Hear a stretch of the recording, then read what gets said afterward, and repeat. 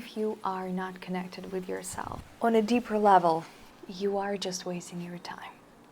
It's the most precious gift. It doesn't mean that you will be the happiest person every minute of your life. It doesn't mean that you will not feel a lot of emotions. No, but it does mean that you put yourself first to be able to serve, to be able to share, and to be able to experience all these emotions with understanding and consciousness of that everything is welcomed. And this video will be about change that we want to make because we no longer feel that we're in the right place. The world around us can be the most precious one or not. We can be in a beautiful relationship or not. We can have amazing friends or not. It doesn't matter. There is something inside of you that is saying, that is shouting, screaming like, I want to change. I am no longer my past version, but I still don't know who I am. I don't know where to go. I am confused. So if this is you, this video is for you. I will give you the points that worked the most for me. It doesn't mean that it needs to be in the right order or it needs to be just only them. You can use whatever feels right to you. If all of them, amazing. If just one, amazing. If you want to add something to it, amazing. Feel your intuition, right? We're just exchanging knowledge, and if something serves, I'm happy. So the first step for me is always to understand who I am not right now. What is this version of me that I have overgrown, but I'm still living in that body? Because we change internally so fast. It can happen literally in just 1 minute. You have this aha moment, wow moment, and you feel like, okay, something has shifted. But our body takes longer time. The old patterns are no longer serving us. We need to break them down, and then we need to learn what is working, right? And then we need to repeat it enough times so it can stick with us, our new version. So the process, the physical process of change is always not easier, slower than a process of quantum change, energetic change. And one of the ways to start realizing what is happening is to sit with yourself and understand who you are not. Instead of writing who I want to be, who I want to become, write what I'm not allowing in my life anymore, what I disagree with. And it can be a little bit challenging because you will notice that your old patterns are no longer serving you, but they're still a part of you. If I grew up in an environment where we were fighting for money and now I do not believe that, I still live in my body like this is true, but here I no longer believe that. What does it mean? What is my next step? When you put yourself into that situation, it can be challenging because now you are, in some sense, going against yourself. You are challenging yourself to believe different, think different. You are actually inviting your new version to step into your place and say, okay, show me what needs to change. And who is the better person for that than you? So this was the first point. The second one is take responsibility. In everything you think, in everything you do, how you act, how you move, what you're experiencing, what is the universe giving to you, take responsibility. Not because you need to, not because, okay, right now I need to do that, because you are not able to help it. No. Because I want to change something. I'm capable, but for me to be able to change the life that I no longer want, I need to take responsibility for everything that has happened. Because if I am still attached to someone who did something to me in the past, I'll be just giving my energy to the past. So I take the responsibility that, okay, it was a shitty situation. Maybe I did the wrong thing because I stayed there for too long. I take responsibility for that, for not being able to put my boundaries, whatever.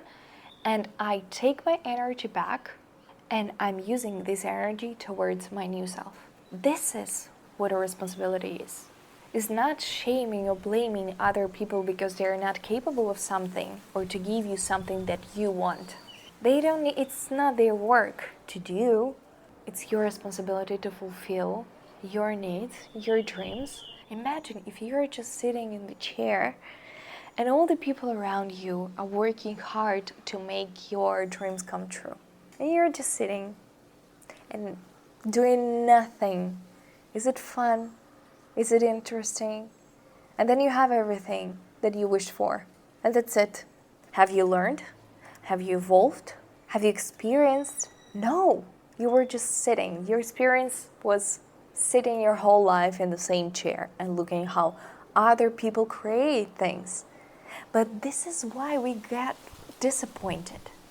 This is why we're craving for more, for new, for bigger dreams, bigger things, because we want to be part of a process. There are times that we want to sit and just relax, and that's totally fine, but we're not able to do that for a long time. It's boring. This is a changing your belief about responsibility. If you feel that responsibility is something difficult, something bad, something that you struggle with, or something scary, you can have this mind shift and start asking yourself, how I no longer want to see the responsibility in my life. Coming back to the first point. And after that, ask yourself like, okay, then how I want it to see. What is responsibility for me? It's fun. It's my freedom. It's the ability to express myself in the ways I really want. It's the ability to create what I really desire. The responsibility is a gift to be who I really am. Because I'm no longer attached to other people's opinions, other people's work, other people's actions. I am me. I came back to myself. Look back to the list where you have written everything that you no longer is, that you no longer are, and take responsibility for that. Why I created that situation? What was my part in that?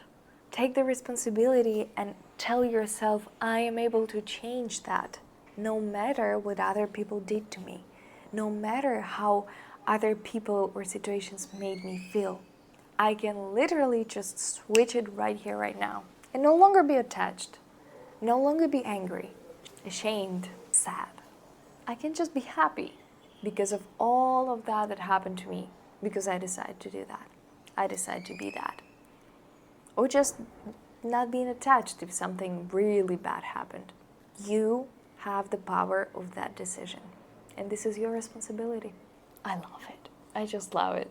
The third point for me right now is the most important, because I was struggling with that so freaking much, and I have given a lot of my energy to the things that are not necessary. And the third point is make it easy.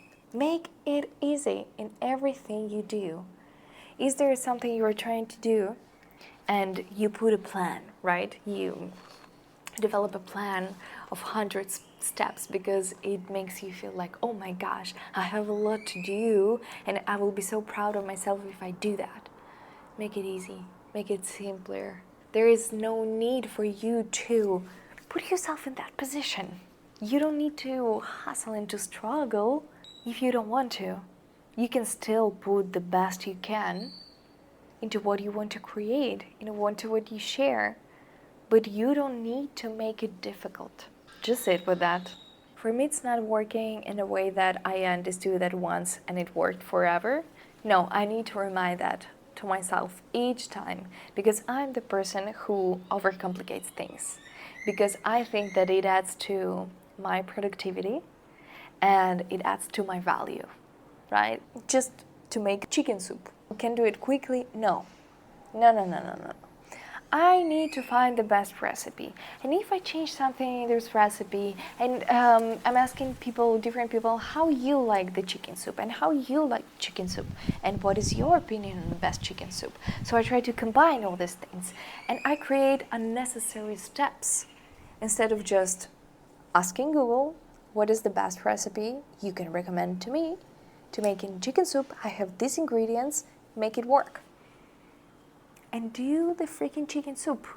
I invest so much time into asking other people, listening to their opinions, to creating a plan. Instead of just taking one that already exists, I'm creating my own plan, right? Then I end up not doing a chicken soup because it was too hard.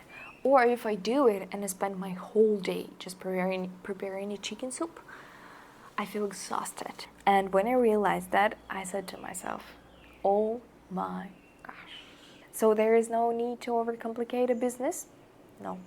So there is no need to overcomplicate the video production? No. So there is no need to overcomplicate my life?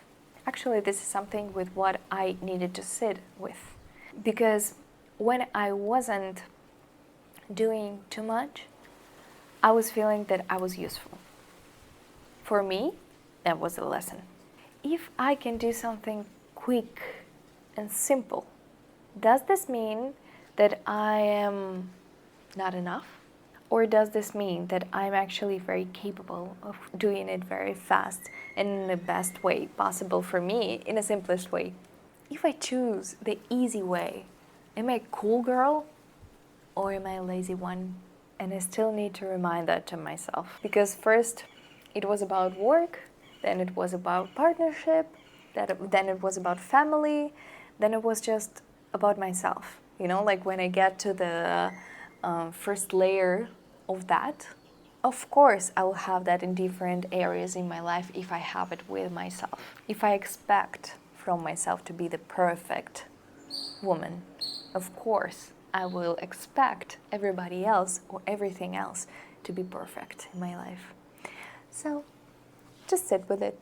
And the fourth point is to connect with your intuition first. If you have any decision to make, important decision, big, small, doesn't matter, any decision. Because with small decisions, you can actually prepare yourself to do the same when it comes to the big situations. Any freaking decision. First of all, ask yourself. Then go and share with other people. If you want, listen to other opinions, and then do whatever you want with that. But first, know what is your opinion. It's easier to ask a friend, like, hey, I'm in this freaking situation. What is your opinion on that? What would be your advice? Because if I fail following that advice, it will be your fault. But if I decide by myself, it just only means one thing. It will be my fault and it will be my responsibility. But when you listen to other people, just be very cautious. Who you are listening to, in which state they are right now. Because first of all, we're all people, we're all human, and we experience different emotions and periods in our lives. And the same person, your friend, that is normally non-judging, very high energy, very optimistic, whatever, can go through a process right now that he or she doesn't feel good. And this energy will be brought into your space and will be used to respond to your question. And after that, you cannot blame that person that he or she gave you that answer because it wasn't their fault. You followed that. You listened to that perspective without asking yourself, do I really think that way? Do I agree? The person who can separate themselves from the emotion to be able to hold another person in their situation. God bless you. God bless you, because I don't know much people like that.